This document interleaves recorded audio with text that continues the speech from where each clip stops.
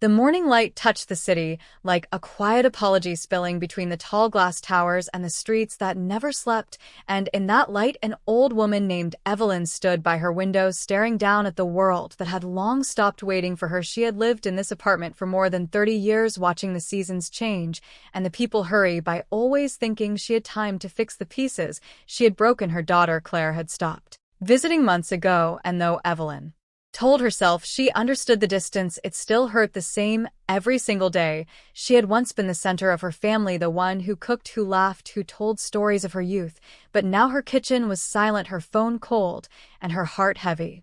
That morning she was packing a small bag. She told herself she would visit Claire, she would fix whatever had gone wrong between them. She did not know where to start. She only knew that something in her chest would not let her wait another day. Her hands trembled as she folded a sweater and placed it carefully beside the photograph of Claire's son Liam, her grandson, his smile frozen in that school picture from last spring, the one she kept by her bedside.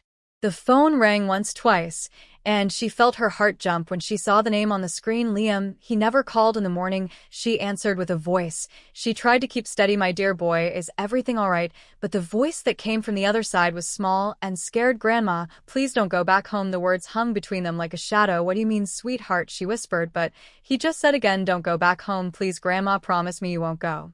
Evelyn froze. She could hear the sound of his breathing, trembling like he had been crying. She tried to calm him. She told him she was only going to visit his mother, but he whispered again, don't, Grandma. Mom said you can't come back yet. Just please don't, Grandma. And then the line went dead. The world around her tilted. Evelyn stayed on the park bench long after the city lights reflected like distant stars on the wet pavement. She hugged her shawl closer to her chest, trying to gather courage to understand what was happening in her own family.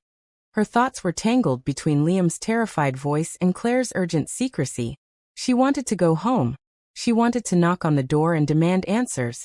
But something told her that the answers were not ready to be spoken yet. She felt like she was walking in a dream. The familiar streets looked unfamiliar under the blanket of night, and each shadow seemed to whisper secrets she was not supposed to hear.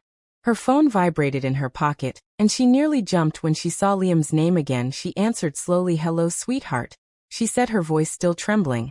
And he spoke immediately, Grandma, please, you have to listen to me. I can't explain everything now, but it's not safe for you to come home yet. Evelyn's heart clenched. What do you mean, my darling? What is happening? He paused and swallowed, and his words came in a rush. I overheard Mom. She's planning something for me, something I don't like. I'm scared. She told me to keep you away until it's done.